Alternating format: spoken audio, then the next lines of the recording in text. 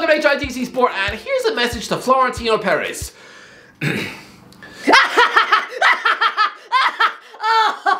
Yeah, it's come to this. I'm sitting in a sweaty, damp cave, surrounded by bags of my own poo.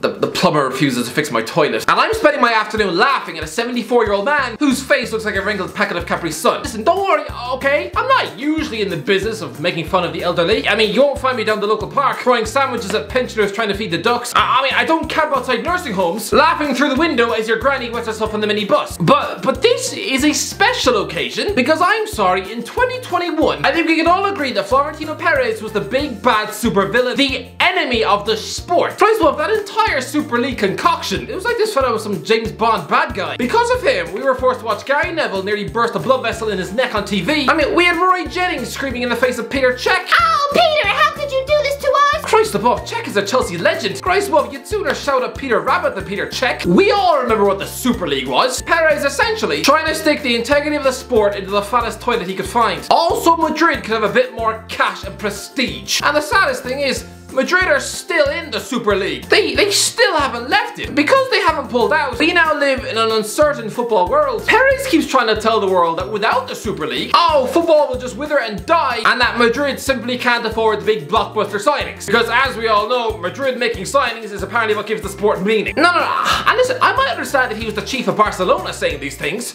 waving his little tin can for coins, but Madrid just bid 200 million euros for Mbappe. I thought you were broke. Did people donate to your GoFundMe page on Facebook? I mean, did you suddenly find that lying down the back of your couch? I mean, all I found on the back of my couch is an empty crisp packet, a bunch of melted Maltesers, and a JLS condom, which was left by the previous tenant. I mean, it smells like wet toothpaste. But that was the equivalent of someone spending a week posing in a sleeping bag outside a church, begging for change so he can buy himself a ham sandwich. But then, before the end of the week, he packs up his sleeping bag and hops on a flight to Vegas with the lads. I mean, who are you trying to fool? Christ above! Apparently you're willing to offer Antonio Rudiger wages of £400,000 a week. I mean, it was only last year that man had a former Derby County coach deeming that he was about as solid as a juice box. The entire Super League was essentially a plot to undermine UEFA. I mean, the president of UEFA, Alexander Seferin, he essentially disowned Juventus president Andrea Agnelli over this, and even then, he's the godfather to Agnelli's daughter. I mean, a bit awkward the next time her birthday party rolls around. I mean, instead of sending her a box of chocolates on a card, I wouldn't put it past Seferin to mail her a bullet in the post. I mean, if it's like the Italian godfather, she'll probably wake up with a horse's head in her bed. And no, I'm not talking about My Little Pony, or that bint off Sex in the City. But a delicious irony now is that UEFA have essentially ruined Real Madrid's season. Shame! Spain's papers spew at UEFA cheating by pairing Real Madrid with PSG in the redrawn Champions League last 16 as the Super League plotters declare total war over cancelled Benfica tie. Alright, so for those of you who didn't know, UEFA did the Champions League draw on Monday, and it was a good one, especially for Real Madrid, getting paired with Benfica. We're going back to Lisbon! All the Madrid fans were so excited for this, they probably all choked on a chunk of paella. I mean, look at this fella's reaction to being drawn with Benfica. I mean, yes, the Portuguese are still a tricky outfit, just ask Barcelona, but let's be honest, there was more chance of me sneezing ice cream on my nose than Benfica winning this tie. Ozzy, when Madrid's name were picked out to play Benfica, Perez probably sat back in his chair with a big smile on his face. You know, like an elderly joker. I mean, what, you really think he's scared of Alto Rapt? Someone who no doubt wolfs down an entire full English breakfast on the morning of every match. I mean, Ozzy, trying to mark him a corner kicks. I'm guessing he probably smells like black pudding and French toast. But then, everyone realized that UEFA somehow messed up the simple task of picking balls out of a bowl. How do you mess that up? It's like messing up a job of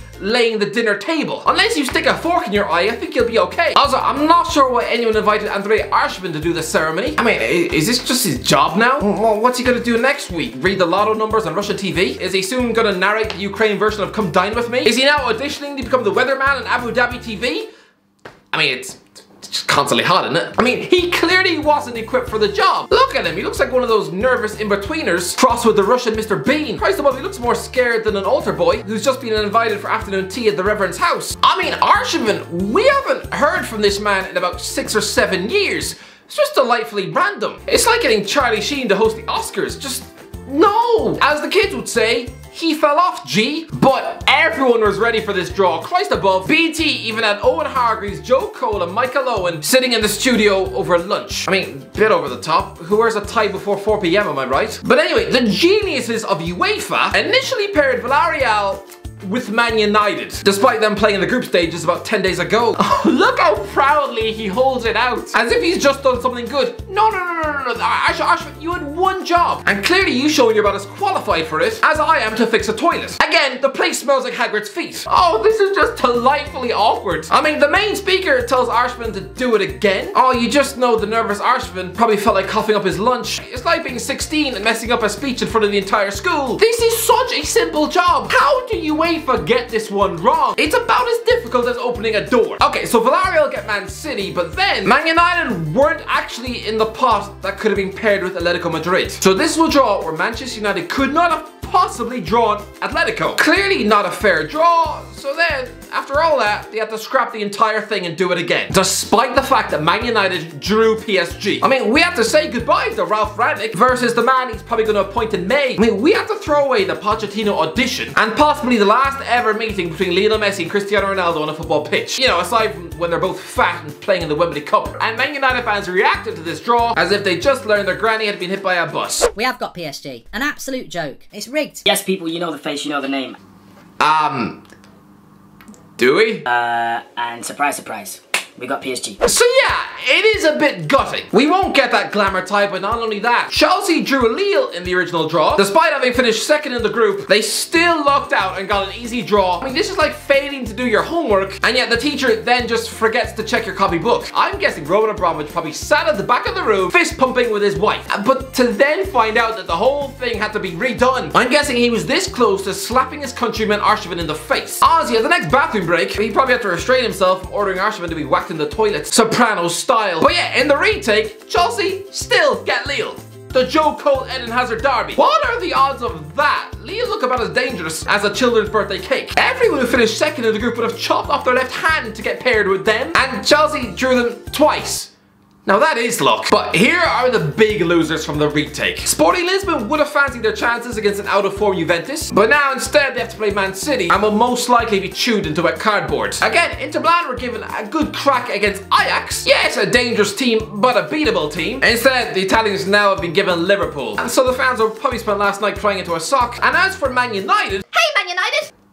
This might be the weakest attempt at smack talk I have ever heard. Well, apart from when David Hay just kept saying, your mum. I mean, this is what happens when big football clubs let some anti-social bookworm nerd take control of their Twitter admin. You know, the Spanish Mark Zuckerberg. You are coming head to head with Cristiano Ronaldo, a man who's openly mocked the fact that you have 0 Champions Leagues compared to his 5. He is a former Real Madrid villain who you had an amazing war with even when he was at Juventus. I mean, it's also the return of David De Gea, a man who outgrew your club at 21 years of age, and just like Thibaut Courtois, spent his mid-20s chucking his Atleti legacy out the window to try and scramble a move to Real Madrid. Honestly, Atletico, look at this Manchester United team. Honestly, it's got more villains than Spider-Man 3. And even Diego Simeone himself, hardcore Man United fans will remember him getting David Beckham sent off for the '98 World Cup. But no mention of any of those subplots, nothing, just a week. Hey! Written by some nervous tech guy as he tucked into his afternoon porridge. Hey, Man United. No, this is a Champions League war, not some afternoon picnic under a bridge. Make no mistake about it, both Manchester United and Atletico Madrid should be kissing each other in the face. I mean, neither team could have possibly been happy with the original draw. Ralf Rangnick was probably already sweating on the toilet. How he was going to be able to stop Neymar with an immobile fridge like Aaron Wan-Bissaka doing nothing but kicking his shins. While Diego Simeone was no doubt terrified about having to tackle a free-scoring Bayern Munich. So yeah, they'll both be quietly happy with pairing with each other. But Real Madrid, oh, they are furious. Utterly fuming because they've now been lumbered with PSG. The worst possible draw they could have ever been given. Now we're about to watch Madrid try and stop Mbappe, a man they desperately wish was at the Bernabeu. They have to try and tackle Neymar, again somebody they've tried in the past to turn into a Galactico, except in 2005 when they let him go in favour of signing Robinho. How did that turn out for you lads? Oh yeah, there's a small matter of Lionel Messi, someone who scored a hat-trick against your club at 18 years of age. We have even got the awkward moment of Sergio Ramos, a Real Madrid club legend, trying now to help Neymar and Messi knock you out of the Champions League. Doesn't that just feel all sorts of weird? Doesn't that just shatter your illusions of loyalty? I mean, it's like Spider-Man finding out that Uncle Ben used to tickle his belly button in his sleep. I mean, I've never seen Spider-Man, I'm just trying to be topical this week. I always thought Uncle Ben was a type of spaghetti soup, not some old pervert who used to kiss Tom Holland on the cheek. I mean, I hope Ramos is fit for this game. I mean, I hope we don't see him instead stuffed in the crowd, nursing a thigh that now looks like a gone-off steak. Real Madrid removed the 1-year contract on the table offer for the guy, forcing him to instead go and live in France. And now he's prepared to die for PSG. Prepared to die for Leo Messi. Oh, it's just weird. It doesn't feel right. This photo is like seeing Louis Walsh in the nude. Just no, I'm gonna fetch up last night's scrambled egg. You You had Benfica and you've swapped them out for PSG. Oh, it's beautiful. Perez, think of this as instant karma for trying to worm your way into the Super League without consulting the fans, for trying to break the very fabric of the sport. Instead of trying to stop Everton, it's Neymar. Instead of Roman Yaremchuk, it's Mbappe. And instead of Julian Weigl, it's a guy with just the 7 Ballon d'Ors. Real Madrid furious and consider the Champions League draw really a scandal. Funny with what they deem to be a scandal. To me, trying to steal football like Easter's answer to the Grinch back in April, to me that was a scandal. Joining forces with Barcelona under the guise of saving football, that was a scandal. Pretending that without the Super League, the fans would have to say goodbye to exciting big money signings. Pretending that a move for Mbappe was impossible. Yes, impossible without the Super League. I think that was a scandal too. No club has gotten under Perez's skin quite like PSG inside the last year. I mean, he's still bitter, seething that they didn't just accept his paycheck for Mbappe. Because being a spoilt, rich man, he is used to getting what he wants. And not in the Bill Cosby way. No, he's just a Spanish Mr. Burns. Being denied a Galactico like Mbappe, weeks after seeing his Super League counterparts display the backbone of a constipated snake to pull out of his league, oh, he was probably disgusted that the PSG just didn't cash the damn check. And the fact that PSG didn't join him in the Super League, oh, he must hate that club with a passion. Perez said, the state-owned clubs don't sell their players, it's a madness. Hold on. It's a madness. Didn't realize this guy was a 13-year-old kid from Croydon. Crazy Wolf, it's a madness. Sounds like something KSI might say, not the president of Real Madrid. I'm guessing he said that whilst wearing a cap backwards and playing TikTok on his phone. Now we offer 200 million for a single player and they don't sell him? When players finish their contract, it's better. Now, don't get me wrong. PSG had stuck their head in the sand over the Mbappe deal, clearly failing to accept the fact that Mbappe is going to leave now on a free. Honestly, it's a bit like watching a possessive wife being presented with divorce papers and just choosing to ignore them instead of flushing them down the toilet before continuing to make her husband steak and kidney pie for dinner. No! He's packed up a suitcase and he's in the car. Rejecting £170 million last summer, which is just £30 million shy of a world transfer record, to then lose Mbappe for less than a Kit Kat multi-pack next summer. It sounds like utter lunacy on paper, right? But if Mbappe knocks Madrid out of the Champions League like he did with Barcelona last year, if PSG then go on to lift the Champions League, then this might actually be the best decision ever made in PSG's history. And as for Real Madrid, I cannot help but laugh until my tonsils turn blue. Anyway, that's it for this episode. What do you think? Alright, are you sad for Real Madrid? Let me know your thoughts on the Champions League draw. If you enjoyed the video, don't forget to like, subscribe, and as always, I'll talk to you in a while.